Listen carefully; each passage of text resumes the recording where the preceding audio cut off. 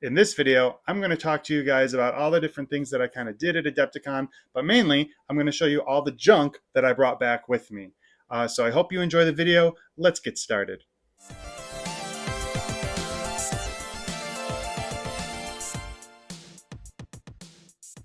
Okay, so while not technically something that I got at Adepticon, the Warcrow CNN Action Pack, as well as the CNN Grove Curtailers and the Captain, were all available there to purchase from the Corvus Belli Warsenal booth. However, Corvus Belli reached out to me, a few weeks earlier and said, "Do you want this?" So I got it early. Um, when we were at Gen Con 2024 and we were at the seminar, my wife and I saw them, and my wife commented on how she thought they looked cool. She liked them and said they were an army she'd be interested in playing. And since I was already planning on getting them anyway, I'm kind of letting my wife kind of pick the color scheme and the vibe of these models. So once I'm done with the current set of Warcrow models I'm going to paint, these are going to be the next set, which are going to be primarily played by my wife. And along in that same vein, I got this movement tool from Warsenal. Warsenal always has really cool trinkets and tokens for um, Infinity and Warcrow. And so I like to, always get stuff. And as Warcrow becomes more developed, I think they're even planning to do terrain. But for right now, they mainly are making, aside from selling Corvus Belli products, they sell nice acrylic tokens and movement tools. So I got this cool CNN movement tool.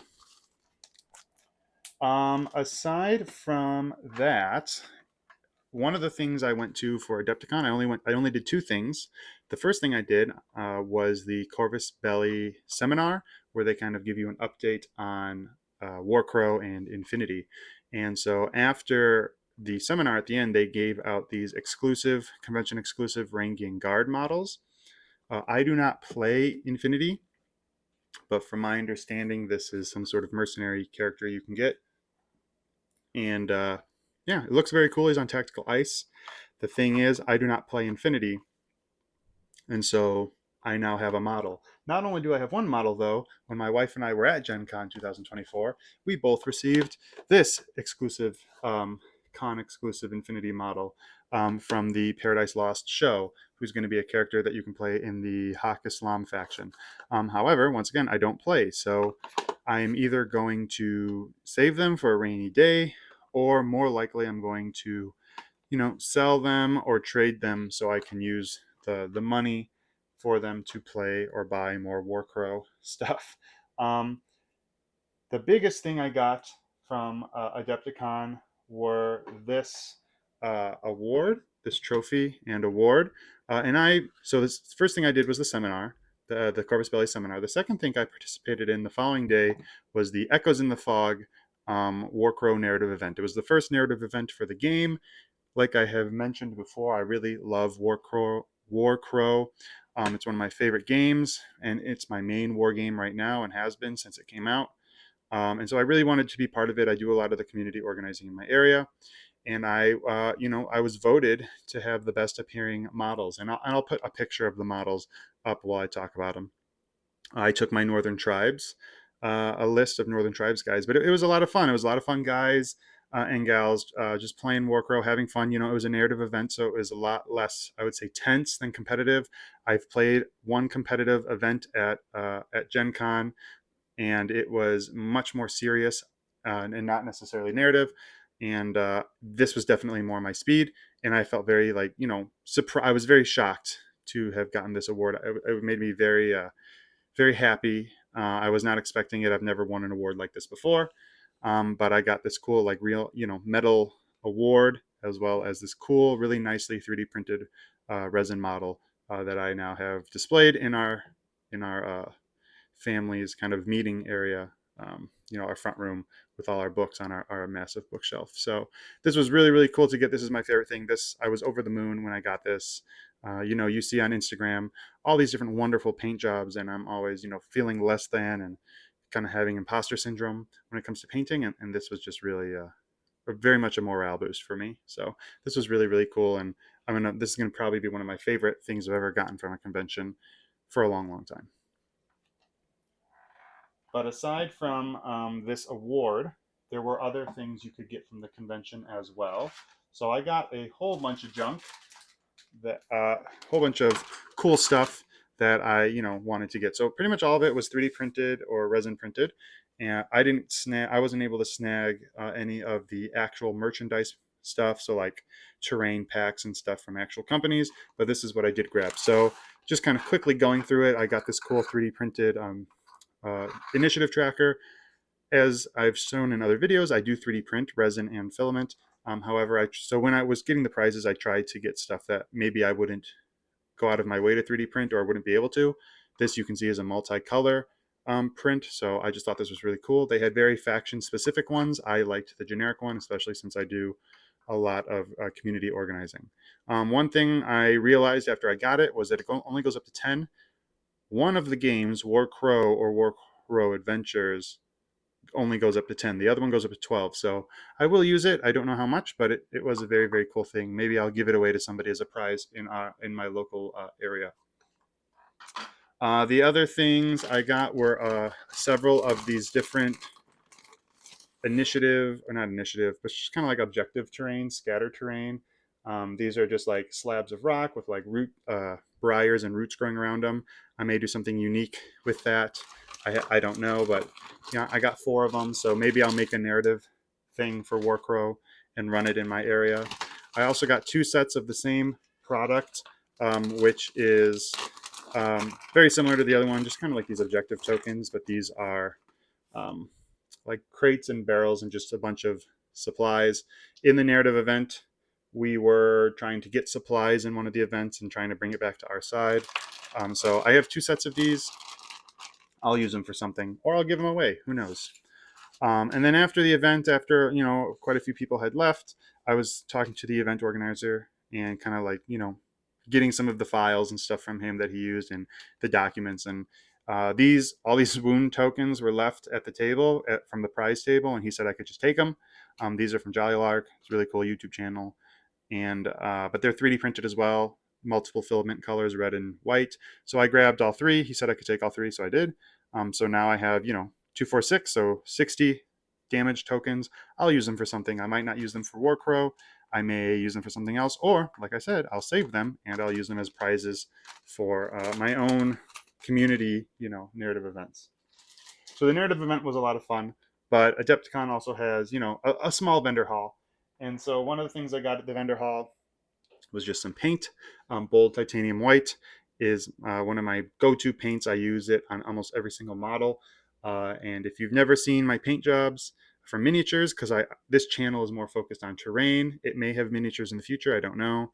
But my Instagram is almost all miniatures. So if you want to follow my Instagram, you can. I will link it below, but it's the same name as this channel, Adventures Told, and you can see all of the minis I paint. But I use this paint with almost all my minis because I do like a slap chop contrast plus style of painting.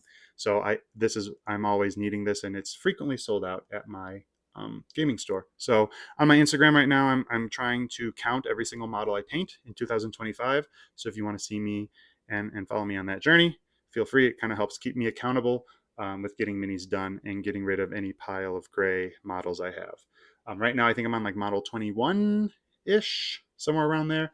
So yeah, hopefully, if you're watching this video in the future, I'm much farther. But bold titanium white was the color I got. I then visited Black Site Studios. They make quite a few different games, but the game I was interested in, and Don't Look Back, my wife really likes kind of horror movies, and I like movies that are like It and Stranger Things, and kind of that kind of mystery. And of course, I grew up watching Scooby Doo, still love it. But they have Don't Look Back. It's kind of like a horror game. I've been loosely interested in it, but I didn't want to fully dive. So kind of, and you'll see with some of the other things I bought, when I'm interested in a game enough to maybe do some purchases, and a convention is coming up, what I will usually do is I won't buy any of the stuff I can normally buy. I go and I try to get an exclusive, because that way, if I'm interested in the game, I then end up having an exclusive, and I, kind of suffer from FOMO. So I like having kind of like a custom mini that you can only get in certain places. But if for some reason I don't end up keeping this game or really going into it because it is an exclusive, people are more likely to want to buy this from you. So I can just sell it back for the same price and recycle that money back into my fund for other games that I am invested in. So before I talk about this model, I got these were free measurement tools. They were really cool. And if you notice, it comes with like a little guy with a chainsaw here. And this actually also pops out. And then what you end up having is just kind of like this 2D um, Chainsaw Massacre type guy. I've not seen Chainsaw Massacre, but it's a murderer, one of the murder characters you could probably use in that game or something else. Or what I will probably do is display him somewhere, maybe in my work office. And then, of course, the measurement tool, because this guy popped out, it made this joint really weak, so it broke. But this is FDM, so just some wood glue on there will clean it up and make it look nice. But yeah, measurement tool. I don't have one at all for any war games, so this was cool to have. But the more important thing was Don't Look Back, Boxcar Willie. From my understanding, he was kind of like a really, I don't want to say famous character, but like a classic character that everybody loves. I don't think he's beloved because he's a murderer, but you get his base, his packaging, and then Boxcar Willie. And I think all of their stuff is 3D printed. So here you can see him. He's got his little mask on. I don't know, and I apologize if the camera is blurry, but he's got his little chainsaw. He's got his little smiling mask on. He looks like he works on a train, hence the name Boxcar Willie, standing on some tactical rocks and stuff, and he fits on the base. So if I end up getting into the game, I already have this cool little character that can represent the villain of the game. And if you're not familiar with Don't Look Back, I'd say, take a look at it.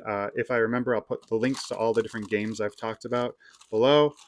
So check out the description because you'll probably be able to find that. But essentially, it's you and I think they're solo play, but you and your group of other heroes. Your other friends are trying just to survive.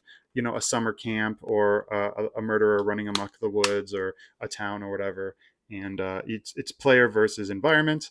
I don't know if there's a player versus player element, but I'm more interested in the player versus, you're trying to survive from getting murdered, basically. So kind of a cool D&D wargaming-esque game. This brings me to the last game that I played, or let me rephrase that, the last booth that I visited, which was Monster Fight Club. Now, for a long time, I did not like Monster Fight Club. Like, I would not really go to their booth. I'd walk around their booth at Gen Con, and within the last few months, I really kind of fell in love with Monster Fight Club. I really love their terrain, their tree and forest terrain. It's definitely helped kind of given me a good stepping stone for making terrain that you will see in videos coming up. But I love The Witcher, and they have a series of Witcher miniatures, but no game. And so I've never really bought any of the miniatures. But I've read all the Witcher books, almost all the Witcher books. I love the games. I've played all the Witcher games. So this is one of the few games I've 100% and played multiple times, and I just really love the world. However, there was no game for this, so I never really bought into the models. However, when I went to the booth to kind of talk to them about this game and some of their other games, they mentioned that they were coming out with a Witcher game on Kickstarter in the fall. And so that immediately I was very interested in. And they claimed that it was going to have very similar mechanics to Cyberpunk Red Combat Zone, which I will talk about in a second. So, which I know that Cyberpunk Red Combat Zone has very simplified rules, which is something I kind of like right now. So I went ahead and bought this Geralt model because I asked them, and they said this model is not going to be available in the game. You're not going to be able to buy him. He's a con exclusive. There's going to be a generic Geralt model you can get, and this is just a really epic pose. He's doing one of his signs. He's got his sword. He's jumping off, of course, a tactical rock. And once again, I apologize if I can't focus here. It's auto-focusing for me, but it's a really cool model. So even if I don't end up picking up the game, I'm going to keep the model and paint it and do some cool stuff for it and probably put it on my Instagram when I want to take a break from Warcrow. So anyway, I'm really interested in the game. It's going to have player versus player, player versus the environment, and that includes co-op and solo. So keep an eye out on the channel for this game. If it does end up being really cool, and currently I have really good feelings about it, I will probably be getting into this game as kind of a fun kind of co-op game to play. But yeah, so that's the Geralt mini. But like I had mentioned before, I mentioned Cyberpunk Red Combat Zone, and so what I bought um, were some reaction tokens. I bought some dice and some measurement tools, and of course, how are you going to play a game without minis? So I jumped into Cyberpunk Red Combat Zone with Generation Red and a expansion box of gonks. So Cyberpunk Red is a game based in the world of cyberpunk. This is right after like the nuke goes off in the world, and so part of Night City is destroyed, and gangs are fighting over stuff. One of my really good buddies who runs the channel Gaming with the Guys on YouTube, you can go check out that channel. And if once again, if I remember, I'll post the link in the description below. He really sold me on this while we were playing the Warcrow event. And so after the event was done and we were done playing our games, we went up there and started talking to Monster Fight Club. One of the big things for me right now is, aside from a game looking cool, I like to kind of talk to the organization, the business, and see how they are. And they were just very friendly. I myself am an educator, and they were talking with me about programs they're hoping to run with educators. So it was just a very friendly company, very nice. And so the company, along with my good friend from Gaming with the Guys, um, really sold me on these models. So I jumped in. I didn't want to get the starter set. So instead, I bought Generation Red. So I've had my eye on this gang for a while. This is a gang of kids. I try to find things in games that are a little unique that you can't necessarily find in other games. And I just really liked kind of the models here, and just the fact that they're like younger. They're like adolescent hooligans just running amok in a cyberpunk world. And if you've ever played Cyberpunk 2077, it's a pretty brutal world. So I thought this was pretty cool. So I'm not going to do an unboxing or anything like that. But these models are, you get everything you need for a gang is in here. So you get like a scenario, you get all of their character cards, their objectives, all the different special loot for them, all that stuff in here. And then this box of gonks. Gonks in the world of cyberpunk, or at least in the game, are like cheap chaff units that have limited function, but they can be helpful. So it comes with 3 models and 2 cards. These 2 guys are the same character, and then there's a spray paint character who is a lookout. So these are shredders and a lookout. So I'm very excited about playing this game. And of course, in order to play the game, aside from the models, you need tokens. So these are a box of acrylic tokens, which is really nice. I always like to beautify my games, making the gaming experience nicer. Acrylic is always really, really nice. And then, of course, 2 sets of dice and 2 measurement tools. So if the game ends up being something I really like, I will have enough to expand to another box that I could maybe convince one of my wife or my really good friends to play, or just I could go to the help my some other guys in my local gaming store build this community, because I know quite a few people play this game. So yeah, so that is pretty much it. So let's jump back to the end of the video and do a quick wrap up. All right, so you've seen all the junk. Hopefully, you thought some of it was cool, cool enough to hit the subscribe button and follow along. The big things I'm hoping to continue to work with is the Cyberpunk Red Combat Zone stuff. That game does look very interesting to me, so I want to try it out, as well as The Witcher. I'm going to be keeping an eye on Monster Fight Club to see if I can maybe help them kind of promote that game, especially if I think the game looks really cool and the mechanics are nice and easy to understand. And then, of course, Warcrow. I'm going to always be doing stuff for that. I'm going to be doing community stuff for that and making terrain. So if you definitely want to see how to make terrain, especially for fantasy stuff, follow along. In terms of painting minis, if you want to see the painted minis that I've worked on and kind of follow me through as I try to, knock out my pile of gray, which is mainly Warcrow minis, and see how many minis I can paint in 2025. Feel free to follow me on Instagram, same exact name. I'll link it down below, Adventures Told. But aside from that, I hope you have an amazing rest of your day or night, whatever time it is when you're watching this. And I hope you stay safe and you be amazing. Take care, and I'll see you in the next video.